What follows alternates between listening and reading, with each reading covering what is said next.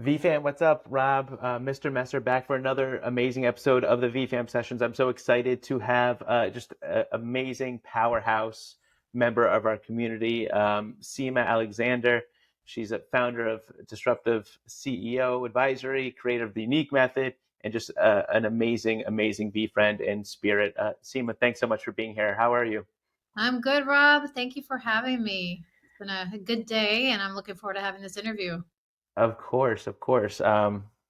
Obviously, you like many, you were on my radar as just being involved in the community and leaders on chain, Veefriends Takeover, and you were headlined at VCon as one of the community stage speakers. So I can't wait to dive into that. But it was so nice to finally meet you IRL this past VCon.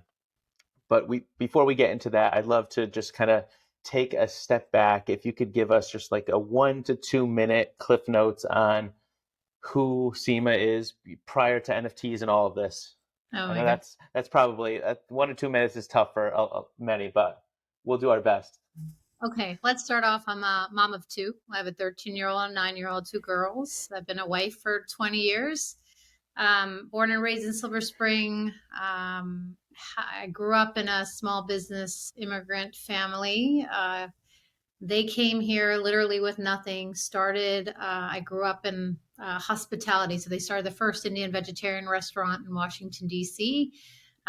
So I started working when I was 12, probably in every aspect of hospitality you could imagine.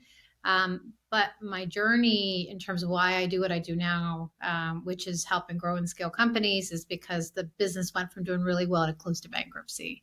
And at a young age, I learned a lot of things about the realities and the pragmatism behind entrepreneurship and the things people don't talk about, like the human side, right? And I think that's probably why I tend to have alignment with Gary, because he speaks to a lot of the real stuff behind it. And so who I am, I run an advisory company. I have a methodology called the Unique Method that helps founders really hone in on their unique brand positioning in the marketplace and refining their business model so that they can be much more intentional in their growth.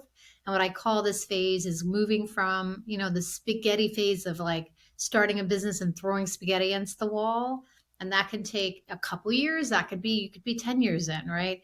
But when you're really, really ready to make core decisions about who you are, what you do best, how you do it uniquely and differently, how do you package that and then go to the market with much more intention?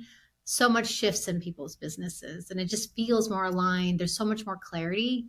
And this has been like my passion, my mission, my legacy, if you will, like to bring this model to hundreds of thousands of founders around the world to help them make these decisions so that when they are scaling through hiring people and processes and technology, that they have a, a real foundation for growth, right? And so I could talk about it all the time. I do a lot of community building. We can talk about Web3 and all that stuff when you want to get into it, but yeah. Amazing. I think it's so fascinating when there's connections and real origin stories that tie in from people's youth, as you mentioned, to what they end up doing and becoming passionate about. So, I obviously didn't know that. That's really interesting. I'm going to ask you a question, but I'm going to preface it first with sharing a tweet you did from May 23rd, 2022, Mm. probably post VCon one. Want to drop some serious roses right now at Gary V. You have no idea how much you have impacted my life, my family's life, my work. I could go on and on. VeeFriends is not only a phenomenal project, it's truly a way of life. Hashtag legend. So that's kind of how, not how the story ends, but that's kind of almost present day. Let's take a step back. When did you first hear the name Gary V? Man. So when I was in corporate America for 13 years prior to starting my own business, and I kept getting that entrepreneurial itch. And when you think of anything entrepreneurship, Gary would pop up everywhere. And I get inspired through words, through like, just I enjoy those little, videos and things he posted. I'm like, man, like I can see myself making this leap and this jump. And his message just always resonated. And I think since like I got involved with VeeFriends, I've seen a whole other side of him. I've seen like he's a true operator when it comes to business. And so even as things have progressed with the way VeeFriends started and where we are today, because of what I do, I feel very connected to their journey, probably more than Mm, others. And I just, I think it was the day he literally was like in the beginning of May where like this NFT craze was starting, and he was doing tons of posts about like, listen, this is a project I'm doing. Just almost like trust me, like this is something that I'm putting out in the world that you want to be part of. And I've worked with close to 1,000 founders now, and for a founder to have so much conviction around something, he wouldn't put his reputation on the line if he didn't believe. And so I knew through that I just had to be part of it. I didn't know what I was investing in.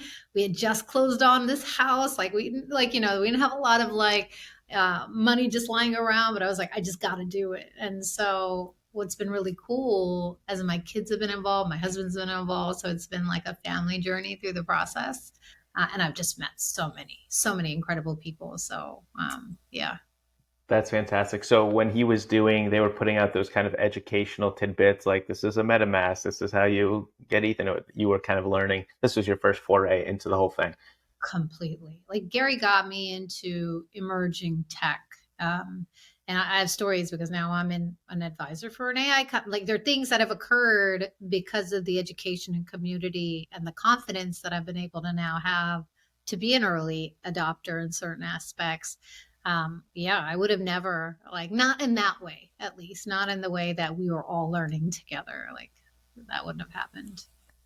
Thinking way back when, was there a particular piece of content or a post or video that resonated with you for you to jump in to his vortex?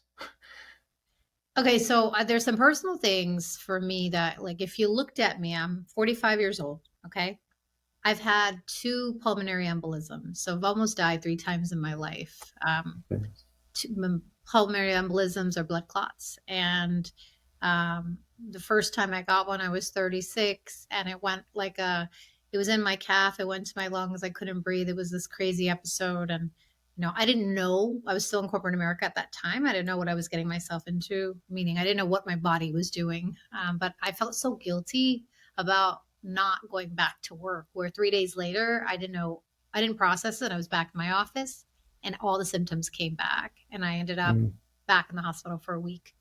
And then it happened again when I was 41. And I, for, he has this constant, like, you're not old, like, you're going to almost like live your life to focus on the things that you're very good at and that you love. And, I'm an impact and profit person. That's my hashtags, because I do believe, like, when you put so much expertise and time in something, it is, I want to see people sustainable and growing so that they can either put more into their community, their business, and sustain themselves, right?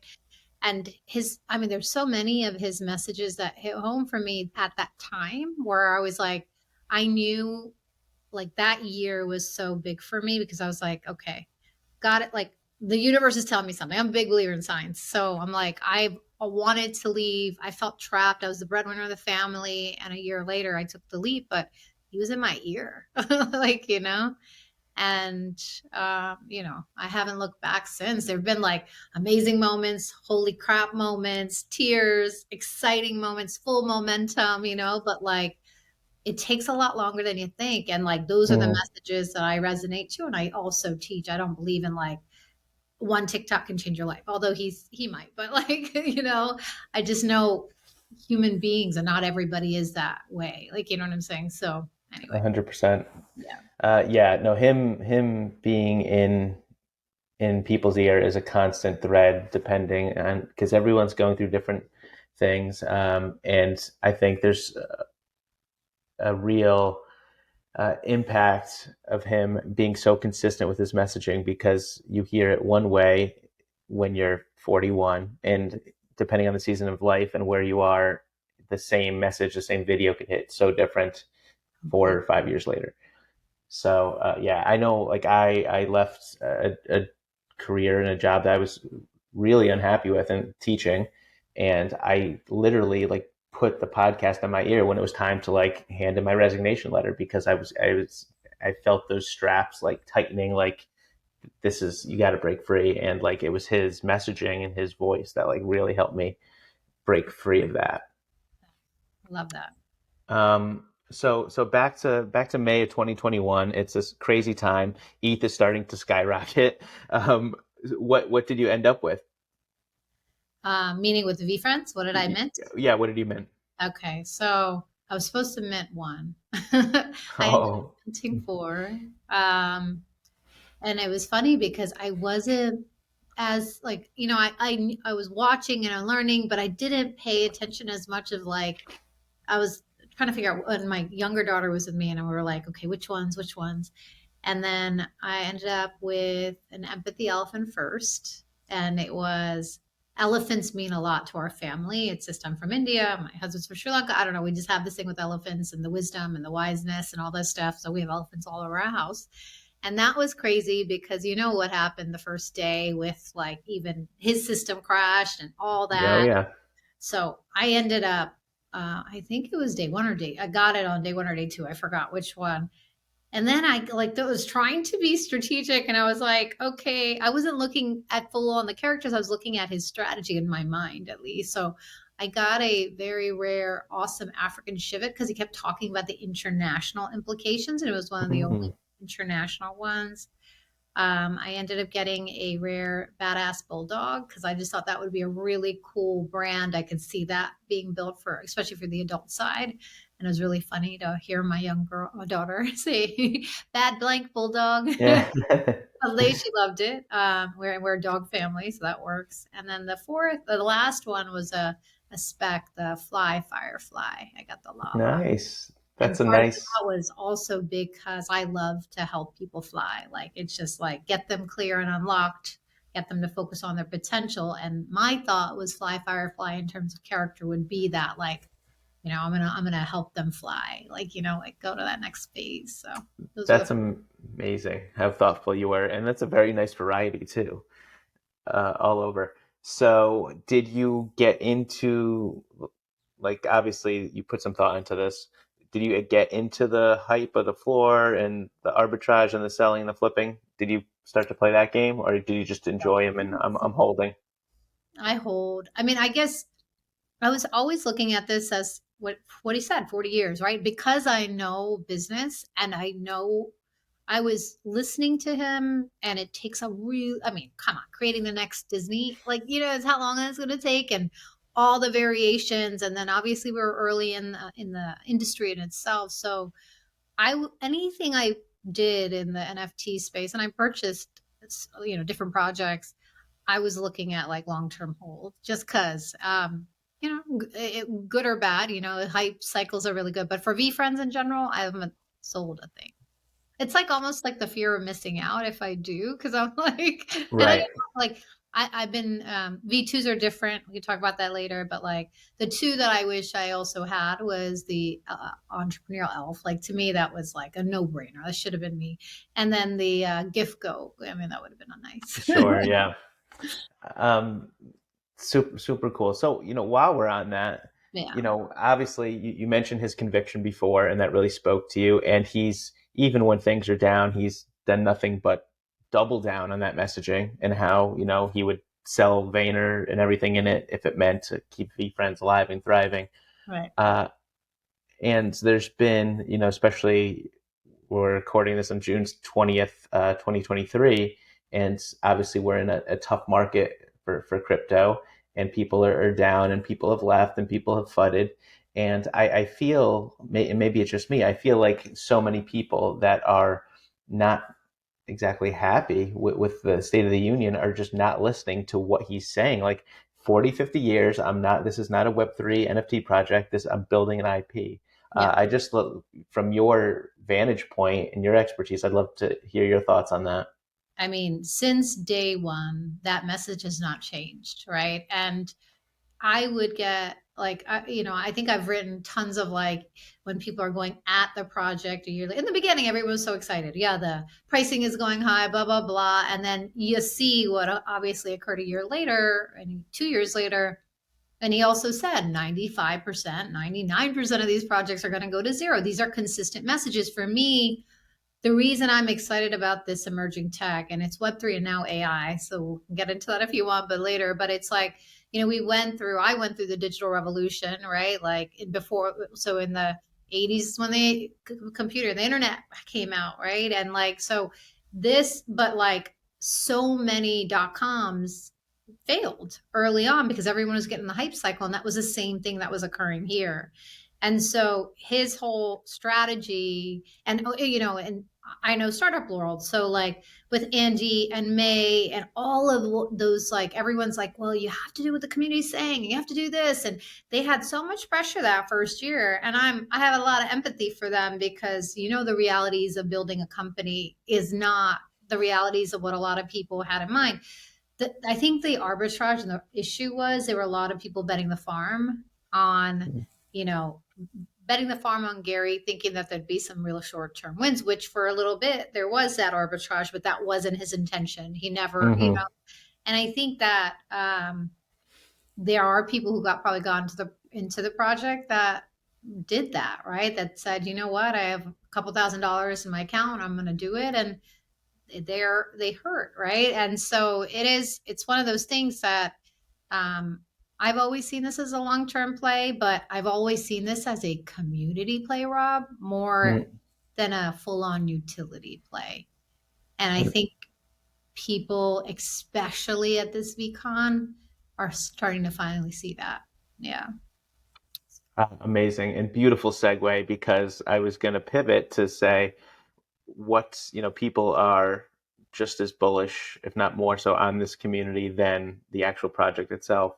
So while we're at this point of the timeline, I'd love to hear, what was your first taste of the community? Was it Discord? Were you in some of those clubhouse rooms?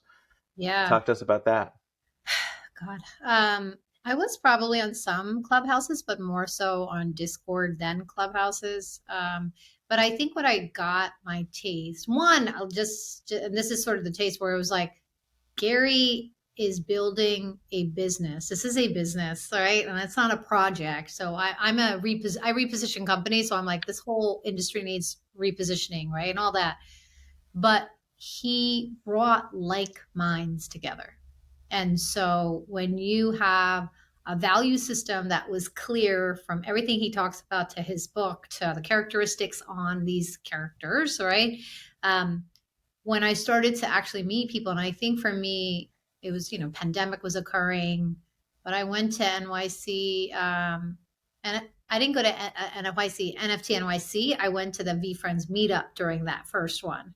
And that's when I met Jeremy and I met Anthony and I met Davey. And it was just, I met, oh my God, I met Gerard. And like as soon as I entered this New York bar, and I actually lived in New York for 17 years, so it felt like home again. It was really fun. I was by myself, but it was easy. But it was like they were like family. It was so easy, Rob, right? Like I remember we were going and like there was a secret wine party somewhere, and I see Jeremy, and I didn't really know Jeremy that well, but he was standing on the table and he's like, "We're going this way," and everyone's like, "I took a cab. I should have took the subway," but Gerard saw me by myself and he's like, "I got you." Like, and it was just like a very gentleman, nothing more than, and it was like, wow, like these people actually care. Right. And I met Andy Stork that night. I met so many incredible women that night. It was just like really just easy conversations. And that was the beauty of what Gary did, was he brought people that really, again, shared values, right? And that's very rare to come across. I haven't seen that in any other project. I have to agree. It sounds like par for the course at any VeeFriends affiliated event to this day. Yeah.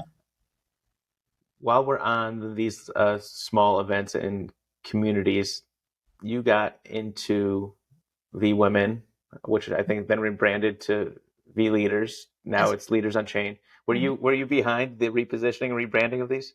It was. So, I mean, I'll just share the honest story here, right? So, Emily, she came, I'm a Japanese girl. I think I'm going to mess up her hashtag or her, Right. I know you I know know, who you're talking about. Yep. she had right before VCon, she said, "Hey, the first one, she's like, I'd love to like throw a networking group for women, just to everyone to feel safe and supported." Blah blah blah. She tagged me and Valerie. Valerie's Miss Community Woman. Got everybody together. I'm a producer, so I can like produce events. It's like easy for me and exciting. And I was like, "Oh, why not?" And then Natty and Holly and Carly came on board, and we were just sort of building this event, not knowing what it was going to do or what it was going to be, and then we had people from the community like Ben Fisher and Sal and like a bunch of people who decided like their sponsor and support. And it was awesome. And it ended up being close to over 200 people. We'd built relationships with Maha and like Gary showed up surprisingly. And it was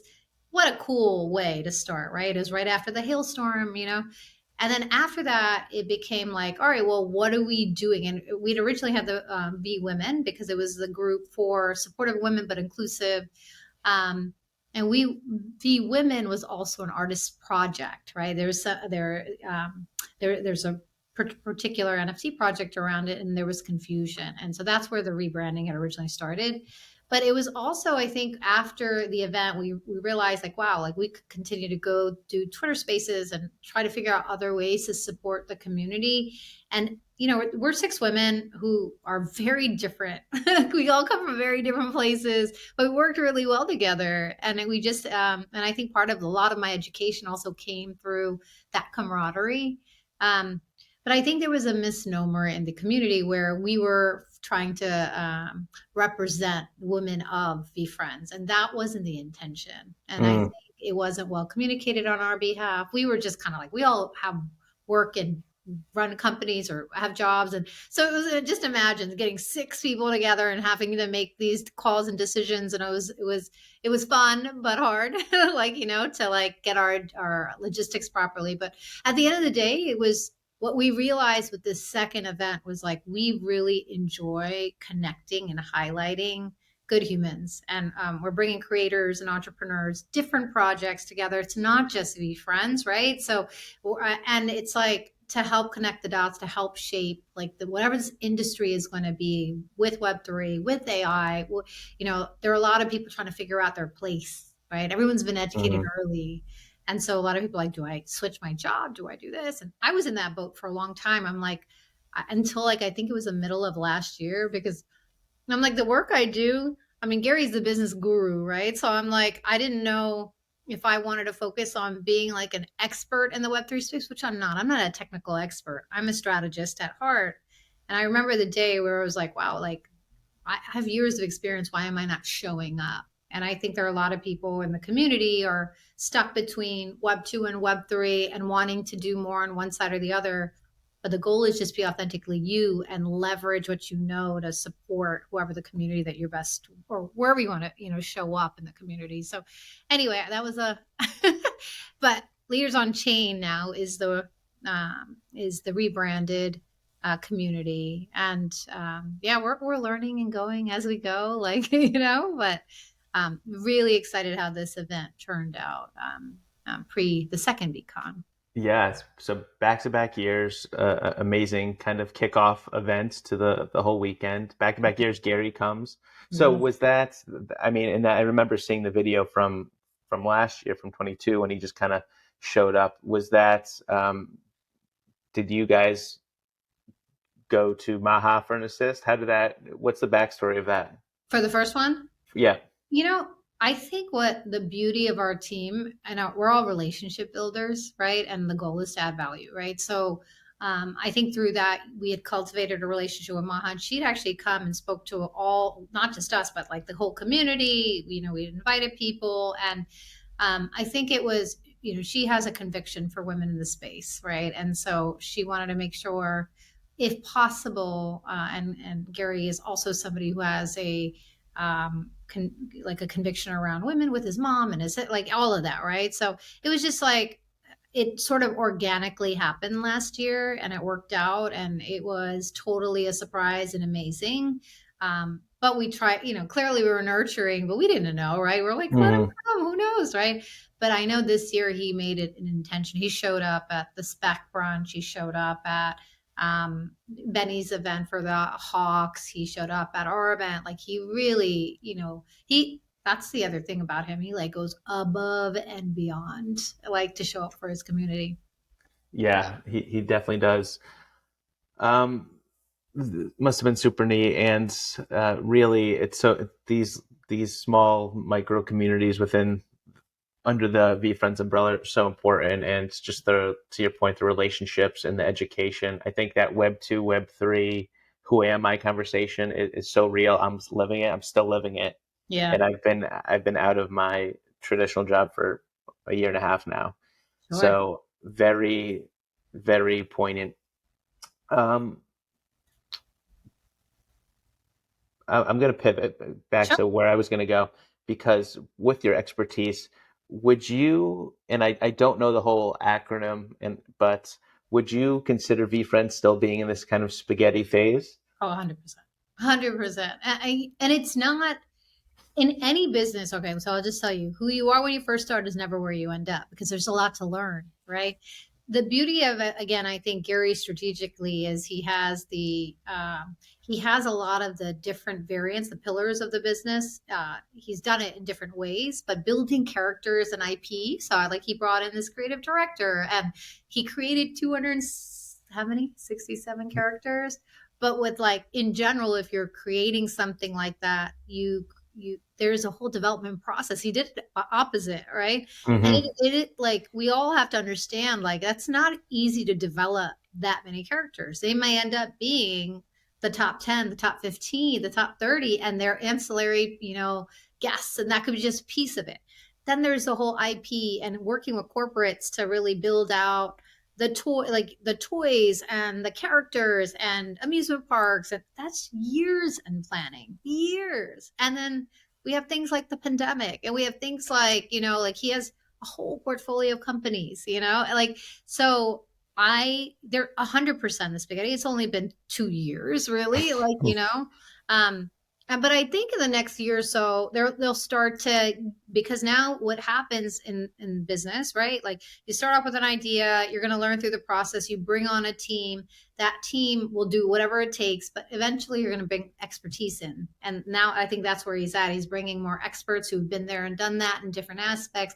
They're going to put their ideas in, right? Some of it's going to work culturally, some of it may not work. We don't know all the back end stuff.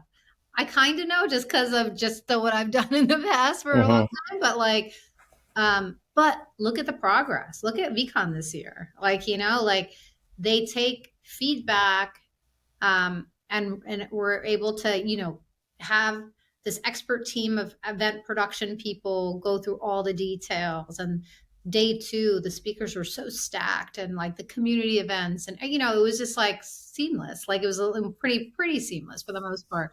So you start to see like, I can't pay attention to everyday Discord anymore, or like what's I don't like. That's just me because it became overwhelming and too much, and business doesn't run on a daily basis for the big momentous um, announcement you're looking for, like And I also think he learned right because he was so excited. He was sharing all these things in the beginning, getting people's excitement up, and some of this takes more time or things fall flat and he's being much more cautious than he's ever been, right, in terms of what he's saying and what he's not. Absolutely. Mm-hmm. Um, yeah, definitely, you could feel and see the up level of that production. So, was there any one move that they made, maybe a collab, maybe an announcement that surprised you in a good way? You're Mm, like, oh, that was a good move. good move. Okay. And you could go the other way too, if Yeah, you'd I like. kind of think that's a really good question.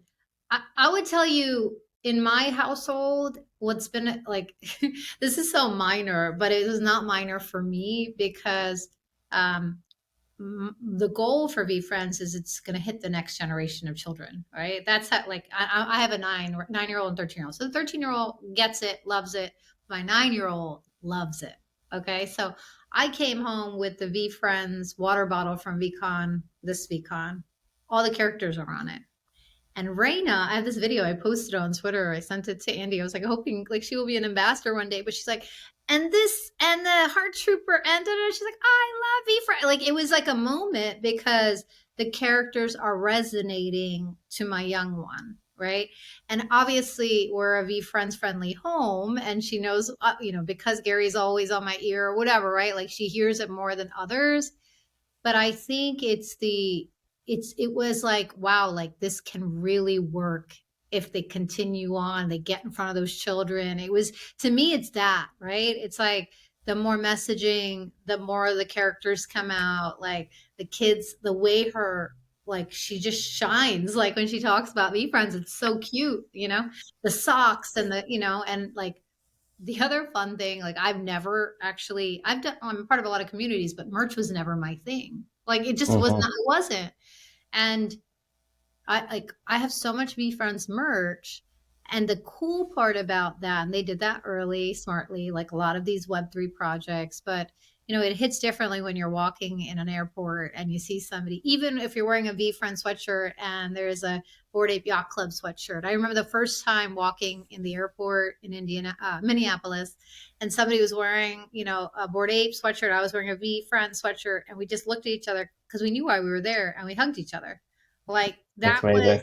was, they were, I love the early branding, right? Because it was like, we're part of this community. We know we're in it early, you know, um, all of that. So I think like the merchandising and the targeting, both from a community side and then the younger kids, I can like see what is possible with the younger kids, right? Like, and that's exciting. That's exciting.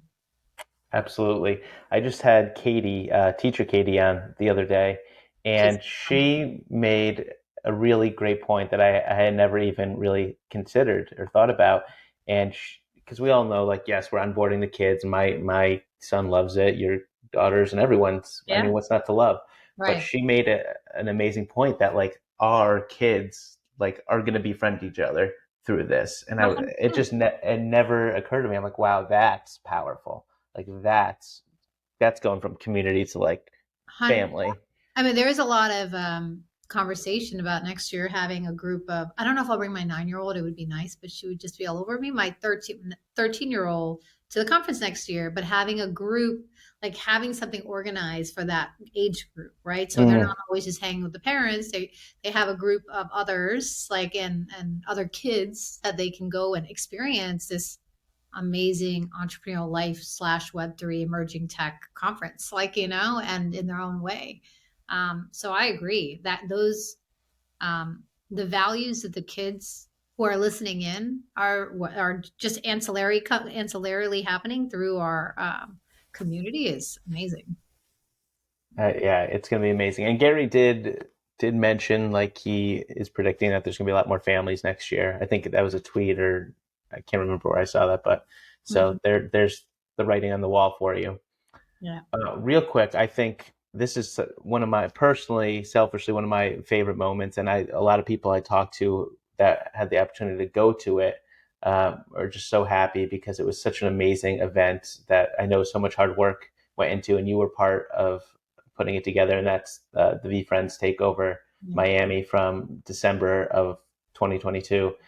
Um, could you just talk about that experience of how it came together real quick? And I know it was a lot of moving parts, all done remotely to put on this amazing, what was an amazing event on in a a city that was I don't think anyone's home. So it was, Yeah. uh, No.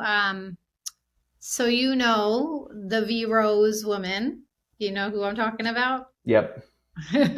So she's a legend. Her, Sal, Jeremy, they were all thinking about bringing, the community of Be Friends together in when they're like events that are not at VCon, right? And so they had recruited leaders on chain and be minders and all the different community groups to say, hey, would you be interested in putting something like this together with us, right? And, I think we all kind of played different roles in terms of what we brought to the actual production. But I go back to producing events comes pretty naturally to me, but it was actually a lot of work. It ended up being a lot of work because the goal of this was to showcase the VeeFriends, not only like bringing the community together, but having these really fun activations and things that really showcase the project in a very fun way.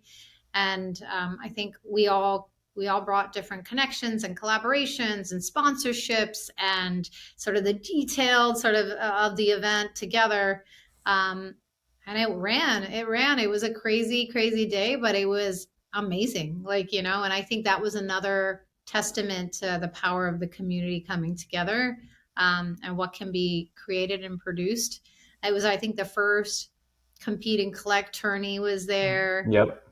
We had Rock Soul was there. Other artists were there, really just showcasing like the beauty of their work. And art is such a big part of Web3, and that was huge.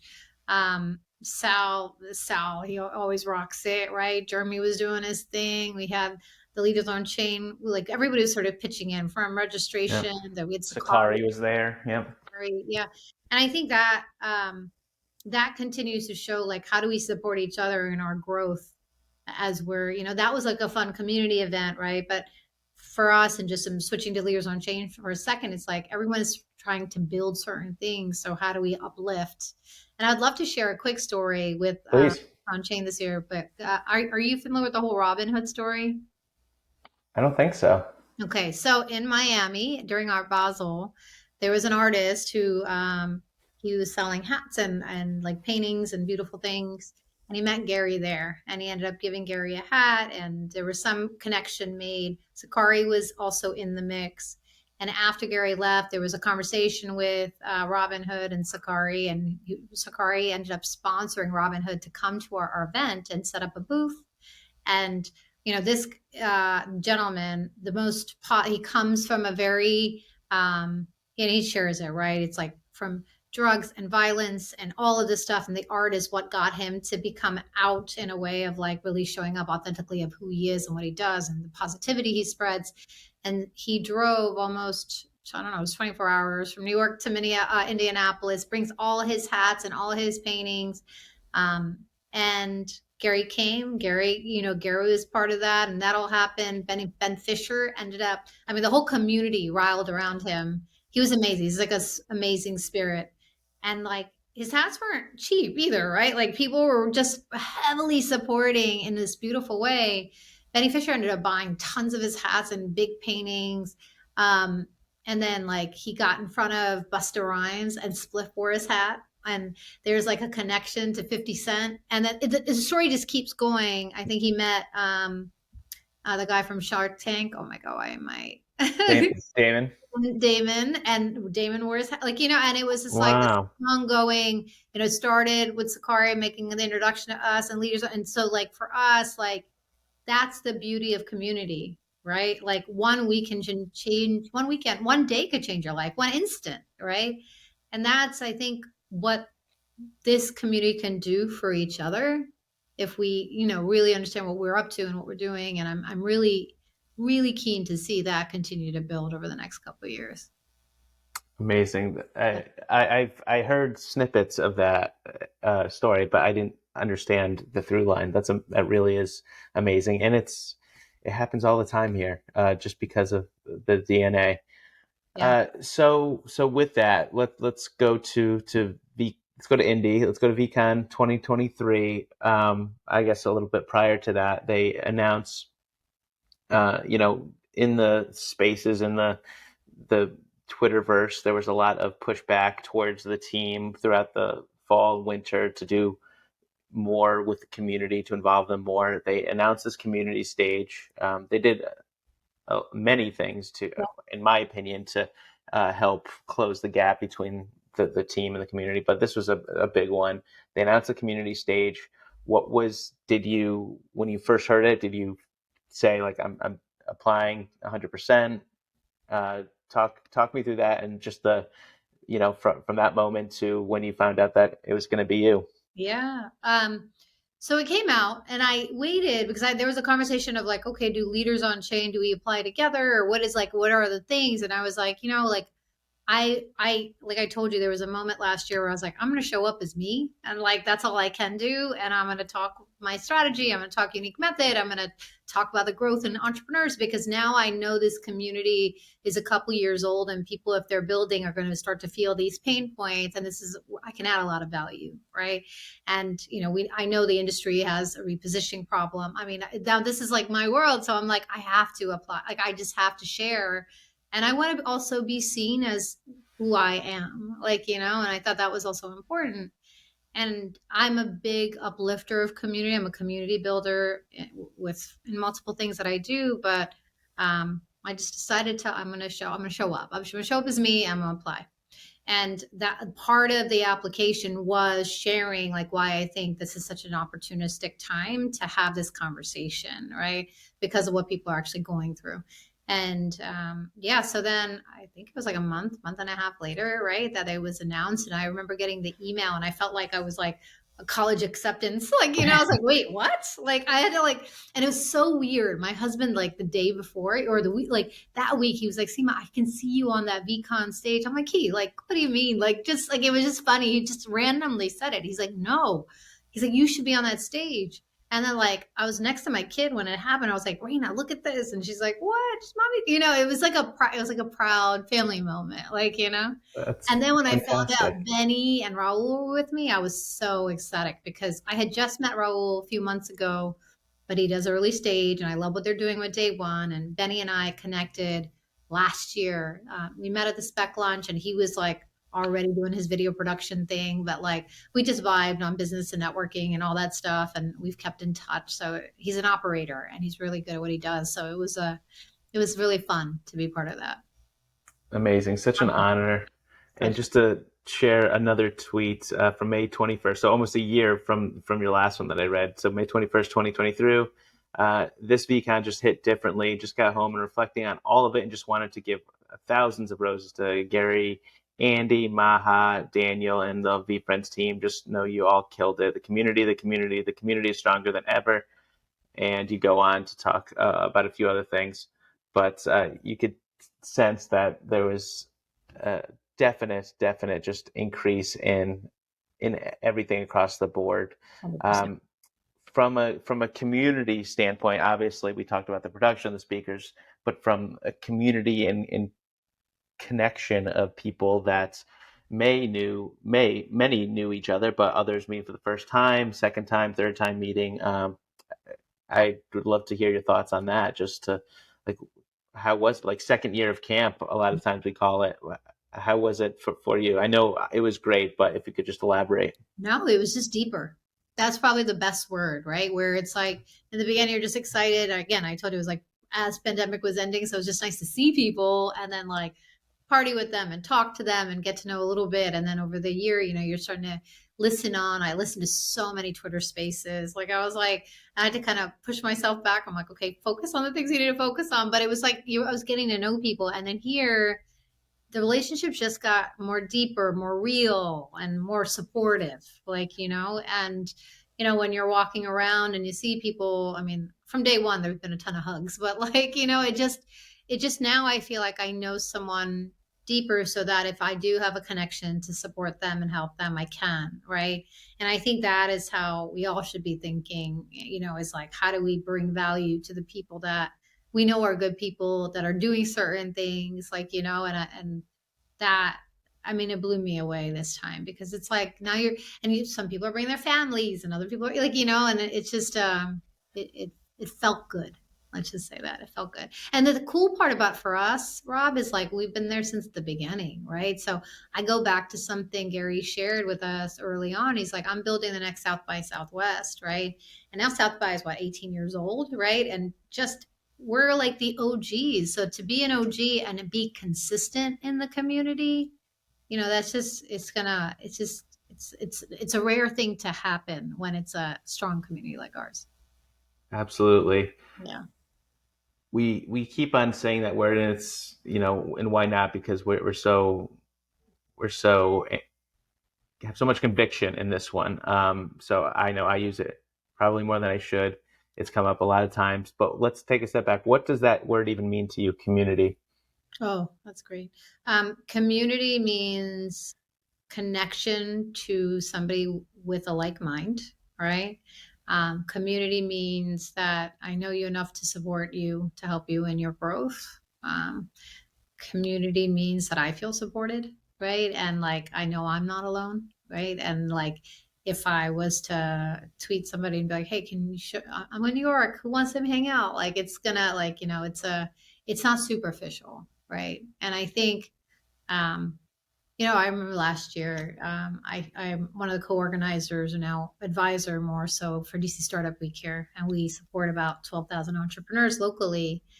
And Natty and Sal like totally volunteered and came and supported and helped. So do some, panels with some pretty high profile folks here. Natty, I got her on her first panel about community building and the NFT side, but like she was like, whatever you need. She literally stayed with me, and I'm like, wow, like I know her, but I don't know her. She's part of the Leaders on Chain team, but she was just like, and I was like, that's like, and I can make fast friends. I appreciate it. Friends become family. Like that whole thing Gary was talking about, like it's been me and my husband since we were kids, like that's truth.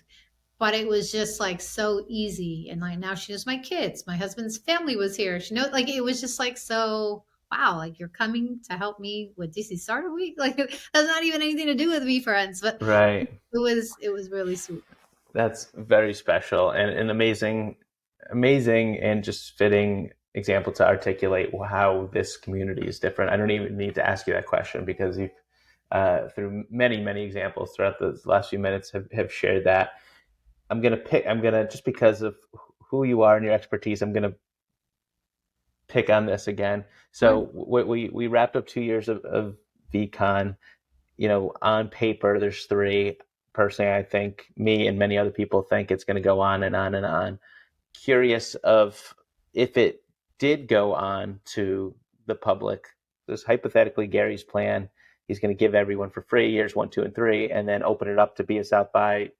Actually use fiat and cash to buy a ticket. It's open to the public for after you from Sure. 2025 and on. What would be you if you were coming into the team? How would you position year three to get ready for that transition?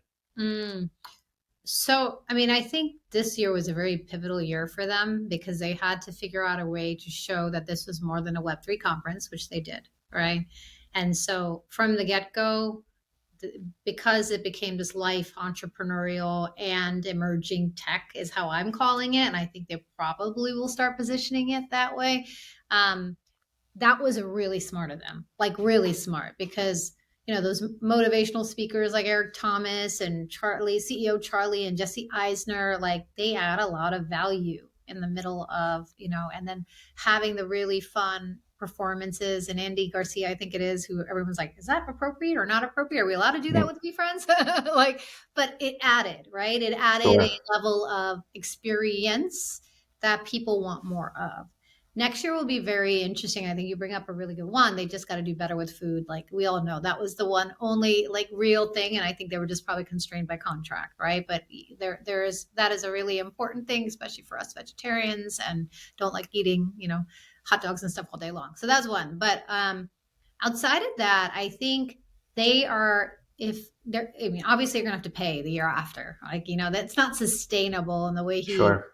has, and for even for him, I don't think people understand how much of how much expense it is to put on something like this. Even though he's made a lot of money with VeeFriends, there's a lot of expenses and a lot of business development that needs to occur to get to where he wants to be, right? So, and the amount of NFTs that are switching hands are a lot less than they used to be. So Mm-hmm. that ongoing revenue is not there.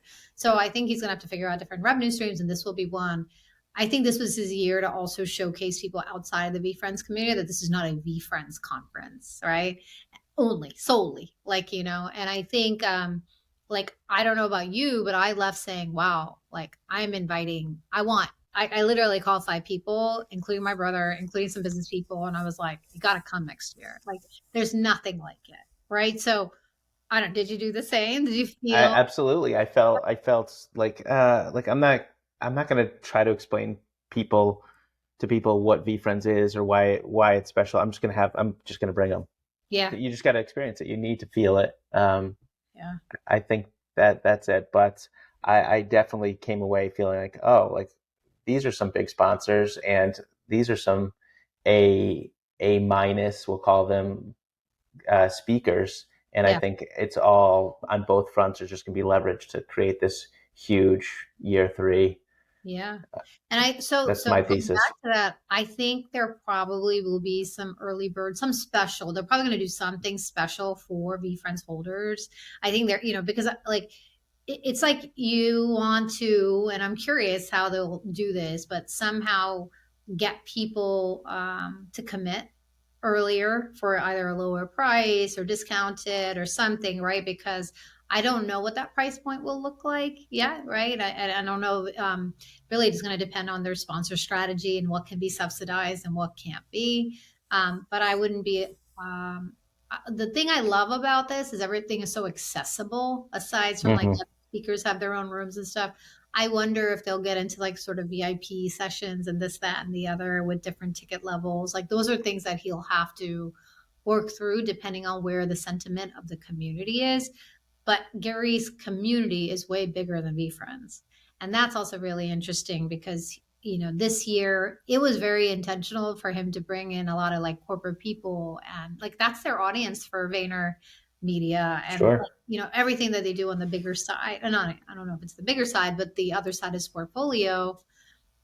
So he needs to entice them to show, like, look at the types of people that are here, and they would be perfect for your products or solutions. So there's going to be a lot of that, in my opinion, some of that strategic matchmaking to get the sponsors to see the value in the people that are here, and vice versa. Like, I hope they keep tons of that community feel. I don't see him not doing it.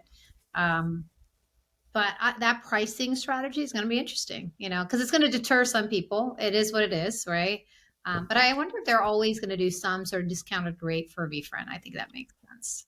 I could see it being kind of like a flipped model compared to what we normally see for VIP. Like VIP for VeeFriends, it will be VIP, but it will be the lowest Mm-hmm. price point Right. to give them the most value. I could see something like that. Mm-hmm. But yeah, the brand matchmaking is a really fun game to play, especially as the speakers come out. Like, oh, are they with Vayner or is Gary working on something? Are they doing a project? Yeah.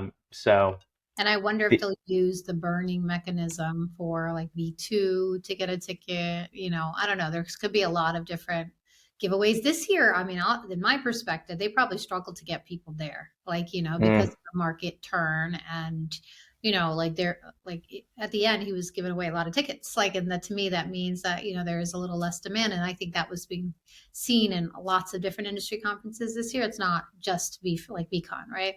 So, but next year, I do think they want to hit that a minimum of 10,000. I think it's very possible. mm.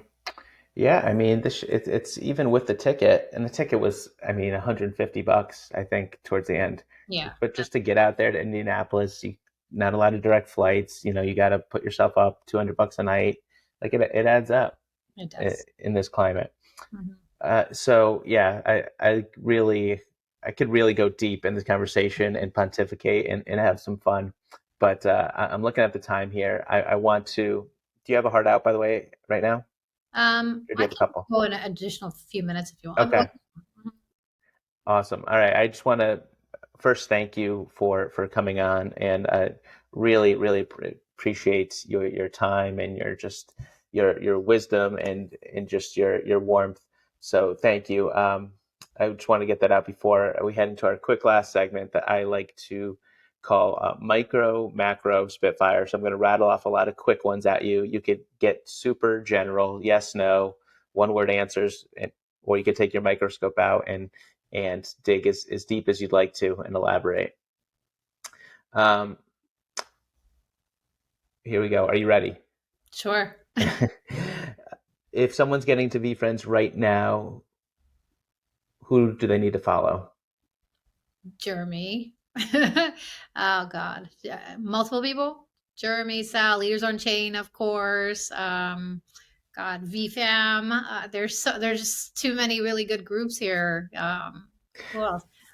Um, Alyssa. God, you name them. Teacher, like All of Rob. the above. All the above. There's just so many good people. Favorite teacher you've had growing up and one reason why? Oh man. God, why? Okay. Mrs. Fletcher, third grade. She was an African American teacher and she had a really hard time. There's like situation going on in our class, but her and I just saw her and she saw me in a way that no other teacher had seen me. And I have so much respect for her. And she just kind of helped me get out of my shell, Mrs. Fletcher.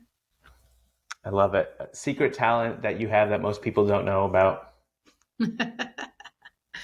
Oh man, we've talked about talents and hobbies. It's not a talent, it's a hobby. I love dancing to reggae and hip hop. Like reggae is my jam. I grew up with dance hall reggae. Love 90s hip hop and reggae. So that is definitely, and yeah. I love karaoke, but I'm not good. Let's go. What's your go-to on the karaoke stage? Lauren Hill, Killing Me Softly, or Vanilla Ice, Ice Ice Baby. Okay. Okay. If there was a new rule where you had to get rid of all of your social media platforms except for one, which one would you keep? LinkedIn. VCon 2024 will be in what city? I think I'm hearing Toronto, so I'm gonna stick to that. Toronto's a front runner. Yeah. Bougie hotel or hiking and camping in the woods? I like them both. I like them both. It's a hard one. Probably bougie hotel, but I don't like bougie. I like character hotels. So I like, yeah, character hotels. I don't know. I'm in the middle. Sorry. Favorite concert you've ever been to?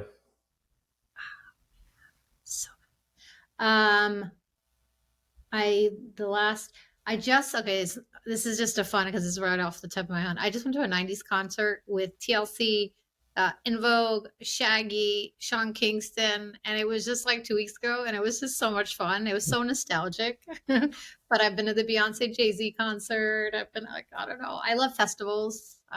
Actually, let me step back. Right now, the Busta Rhymes concert at VCon was probably one of my favorites of all time because I was like in the pit 3 humans back from Busta and Spliff, and I danced my ass off and sang every song I could. Like that was so dope. It was They so crushed it. They they. really did crush it. He was like OG good. He's so good. He's so good. So that The was bar was pretty high, and I have to say, everyone said he exceeded it. yeah. Wine, beer, or coffee? Wine, red wine, cab, full body, easy. Paper hands pony or the koala?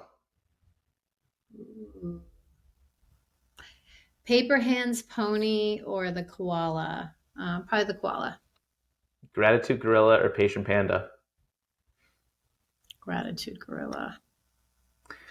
What character do you need to spend more time with? Oh man. Empathy elephant. I love that character. I'll spend time with that all day long. Would you rather have a 2-hour group dinner with Gary, so you and let's say 9 other people, or a 10-minute one-on-one?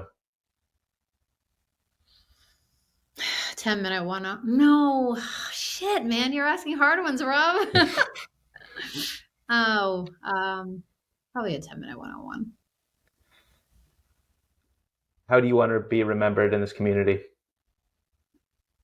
Someone who adds a ton of value, someone like your go-to business growth strategist if you're working through any entrepreneurial stuff and you really want to make a name for yourself and have a mission. And I want to be known as a friend, as a supporter, as someone that you know that will highlight you and try to get you through whatever you need. But yeah, like just a good human. And if you could ask Gary one question and he had to answer it right now, truthfully, what would it be? That's it's one of the hardest things, Rob, and I gotta share this because I don't know if other people feel this way. I feel like it is like I because I know who he is and he gets asked all these things. It's really hard for me to ask him things. It's like really weird. It's like I feel like I haven't had that full on connection with him compared to a lot of people because I just feel like I don't want to be that burden. Like I don't want to be that Mm, other person asking him things when I know he has a shit ton going on, and not that he would not. Um, but I think I would just ask him like, he blows my mind how productive and efficient he is. Just like, and I know he says he drops certain balls and does this or whatever, but like, I think he has so much respect from the people that he serves, and so I would ask him for advice of how to, I'm trying to bring a framework out to the world, and I really want to do this in a way that feels authentically me and professional and really can help people. So I would probably ask him advice on how to bring that to life in a much more just his way. amazing. That's so thoughtful and sincere. Seema, this was so fun. I can't thank you enough for your time. It was, again, so great meeting you. I hope that was the first of many meetings. And please check out Seema's podcast. Forgive me, From spaghetti to growth. It's just From this Spaghetti to Growth. filtered, like unfiltered founder stories, kind of talking about their journey from the chaotic beginnings to success and everything in between. I love it, and I will definitely link that up here. So good to talk to you, and we'll be in touch soon. Absolutely. Thank you for having me, Rob.